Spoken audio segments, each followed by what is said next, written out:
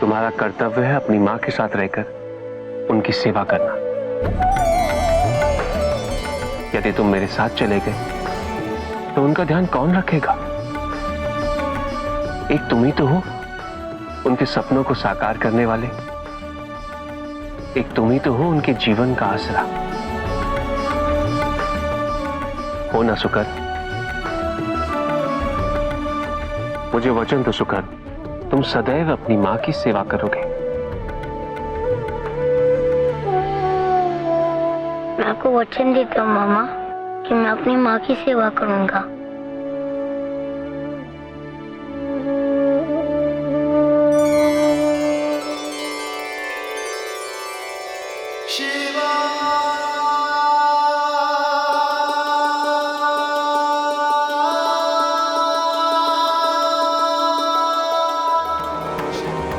सत्य सुनने में बहुत कठोर लगता है ना प्रजापति, किंतु किसी को भी इच्छा विरुद्ध विवाह के लिए विवश करना अन्याय है। समझ सकता हूं मैं। शिव के प्रति आपका प्रेम और मेरे लिए आपका विरोध समझ सकता हूं, क्योंकि मैंने ही आपके पुत्र चंद्रमा को क्षय होने का श्राप दिया था।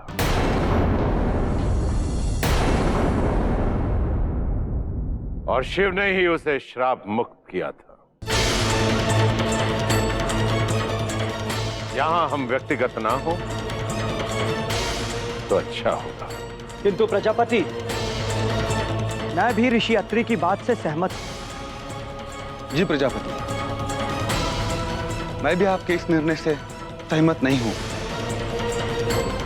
विवाह के लिए दोनों पक्षों की स्वीकृति अनिवार्य है। रघु, कश्यप, आपके विरोध के स्वर ऊंचे होने से पहले ये मत भूलिएगा कि इस ब्रह्मांड में जो आपको मान है, असम्मान है, वो मेरे जमाता होने के कारण। मेरी कृपा दृष्टि और मेरे समर्थन के बिना आपका अस्तित्व कुछ भी नहीं।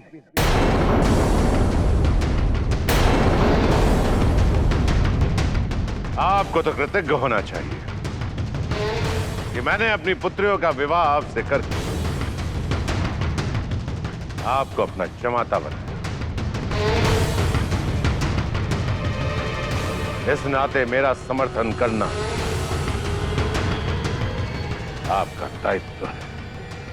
पिताजी, क्या थी?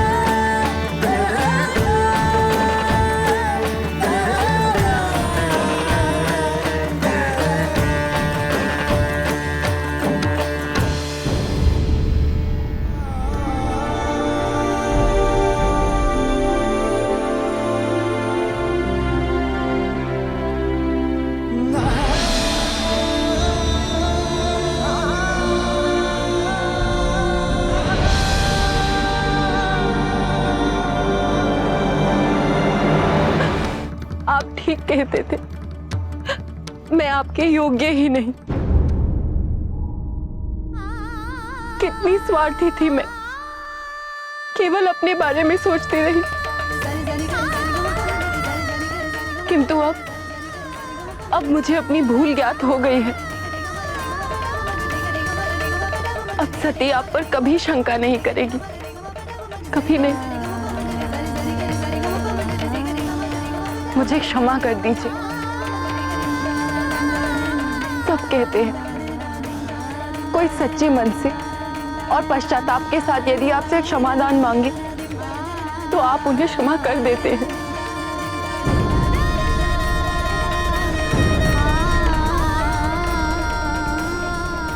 आपने क्षमा कर दिया मुझे।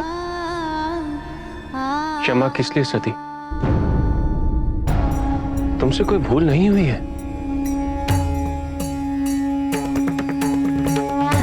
तो मुझे यहाँ से कहीं बहुत दूर लेकर चलिए, कैलाश पर।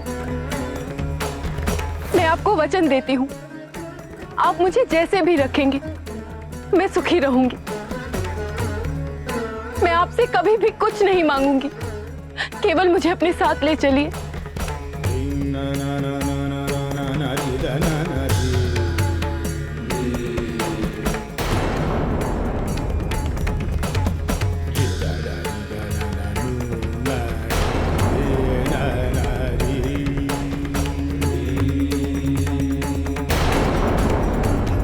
सती, तुम अपने पिता के लिए वचनबद्ध, इसीलिए मैंने ये सारी लीला प्रजापति की मर्यादा रक्षा हेतु रची थी।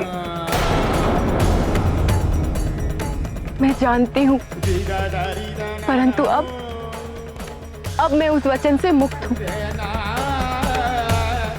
अब मुझे अपने साथ कैलाश ले चलिए। पुत्री तो कुल और वंश की लाज होती है सती, उसके ऊपर मर्यादा की रक्षा का दायित्व होता है। तुम तो ब्रह्मा की पोती हो, सभ्यता के संस्थापक और संचालक प्रजापति दक्ष की पुत्री। यदि तुम ही उनके बनाए नियमों का पालन नहीं करोगी, यदि तुम ही उनके बनाए नियमों को तोड़ दोगी, तो तुम्हारे पिता का घोर अपमान नहीं होगा?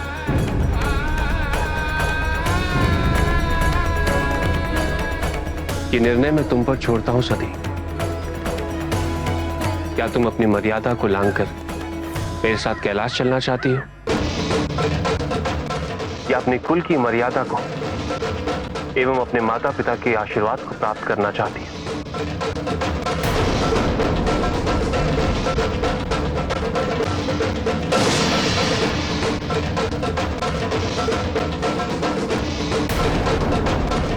तुम्हारी यातना को समझना तो दूर, हम सब उसका कारण ही बनते चले गए। मैं क्षमा कर दूं। नहीं दीदी, ये कैसी बात कर रही हैं आप? हमें अभी पता चला सती कि जटा के रूप में वे शिव ही थे, जिन्होंने तुम्हें वचन मुक्त करवाने के लिए इतना अपमान सहा। यहाँ तक कि उन्होंने स्वयं को अपमानित कराने के लिए अपनी वो मूर्ति भी बनाई। हम ही मूर्ख थे जो समझ नहीं पाए शिव को। मैं भी उन्हें कहां समझ पाई दीदी। अभी उन्हीं से मिलकर आ रही हूं। जानती है, जब मैंने उनसे कहा कि मुझे भी अपने साथ कैलाश ले चली, तो उन्होंने क्या कहा? उन्होंने कहा, एक पुत्री के लिए अपने कुल की मर्यादा की रक्षा करना परम धर्म है, और अपने मां और पिताजी के विरुद्ध जाकर मैं उनसे विवाह करूं, ये उन्हें कदापि स्वीकार नहीं। निसंदेह शिव ने मर्यादा को स्थापित करने का महान कार्य किया है। तो विलंब कैसा? चलो हम पिताजी को सत्य बता देते हैं। नहीं दीदी, नहीं, अभी नहीं। पहले मुझे मां से बात करनी होगी, उन्हें सत्य से अवगत कराना होगा। यदि मां मान गई तो कदाचित पिताजी भी मान जाएंगे।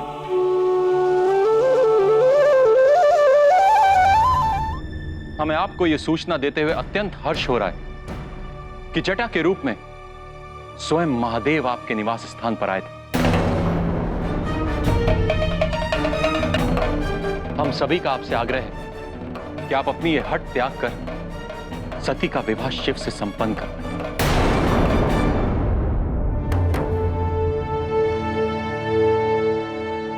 प्रजापति, ऋषि अत्रि ने जो कहा वो सत्य है। कदापि नहीं।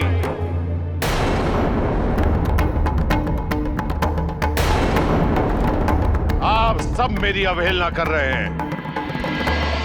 शिव ने मेरे निवास पे उस शिल्पकार के रूप में प्रवेश कर मर्यादा के विरुद्ध कार्य किया है और आप सब उसका समर्थन करते हैं। इसे मैं आपकी मूर्खता समझूं? आपका दुस्साहस।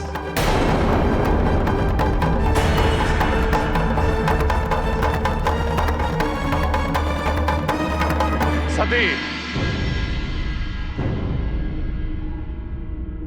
तुमको शिव के बिना ही रहना होगा।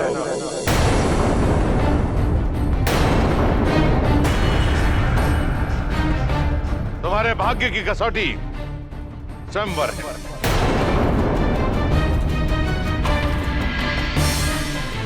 तुम्हें अपने लिए वर चुनना होगा और इसके अतिरिक्त तुम्हारे समक्ष और कोई विकल्प नहीं है। किंतु ये तो अन्याय है पिताजी। न्याय और अन्याय की शिक्षा अपने पिता को मत दो।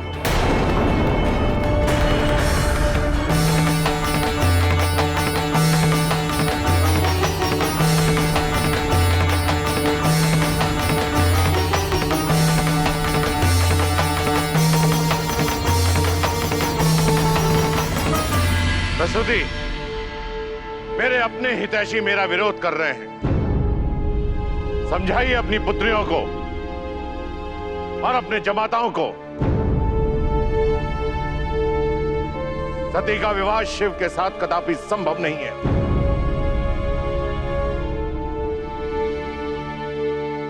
यदि संभव नहीं है स्वामी,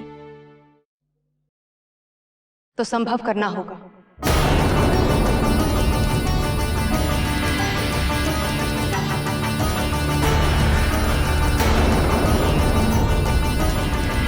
क्योंकि सती ही शिव की अर्धांगिनी होगी।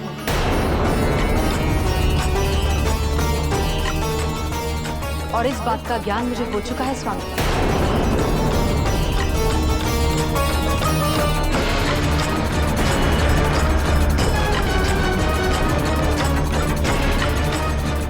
शिव से अच्छा वर सती को प्राप्त नहीं होगा स्वामी।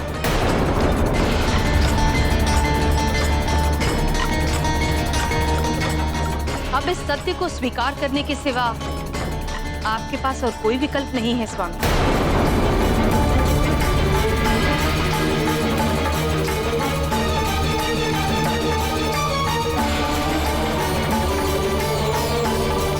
स्वयंभू मनु की पुत्री कभी भी अपने दायित्व को नहीं भूली थी, परंतु आज क्या हो गया? आज वो अपने कर्तव्य को कैसे भूल गई? मेरा कर्तव्य क्या है, इसका ज्ञान तो मुझे आज हुआ स्वामी। अपने दायित्व से अब तक चूकती रही, किंतु अब और नहीं, क्योंकि इस सत्य की अनुभूति मुझे हो चुकी है। पुत्री का विवाह और उसके सुखी जीवन की कामना तो हर माता पिता करते हैं। क्या आप नहीं चाहते कि आपकी सती सुखी हो? स्वामी, सती शिव के बिना अधूरी है। शिव की पूर्ति उसके जीवन में कोई नहीं कर सकता स्वामी।